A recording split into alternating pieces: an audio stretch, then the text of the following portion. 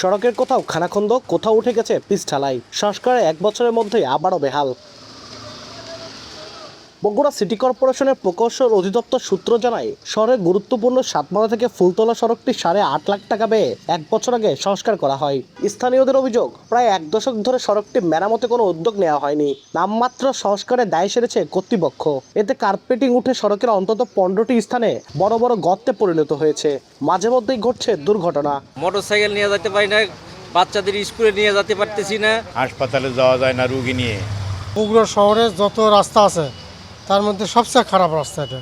আমরা এর আগে শুনলাম যে রাস্তার কাজ হবে, কিন্তু কোথায়? কোনো কাজ নাই, কিছু নাই। এই কর্মকর্তা জানান, সড়কটির গুরুত্ব বিবেচনায় গত 10 মে দরপত্র আহ্বানের মধ্য দিয়ে এসিপিএল নামের একটি ঠিকাদারি প্রতিষ্ঠানকে কাজ বুঝিয়ে দেওয়া হয়েছে। দ্রুতই শুরু হবে কাজ। ইতিমধ্যে ঠিকাদারও নির্বাচন করা হয়ে গেছে। ঠিকাদারের সাথে আমরা চুক্তিপত্র সিগনেচার করার অপেক্ষায় আছি। সিগনেচার হলে আমাদের ওই রাস্তায় কাজ শুরু হয়ে যাবে। 4 কিলোমিটার সড়কের পুনর্নির্মাণে ব্যয় ধরা হয়েছে 26,60,11,300 টাকা। নতুন করে ড্রেনেজ ব্যবস্থা, ফুটপাত ও সড়ক বাতিও লাগানো হবে।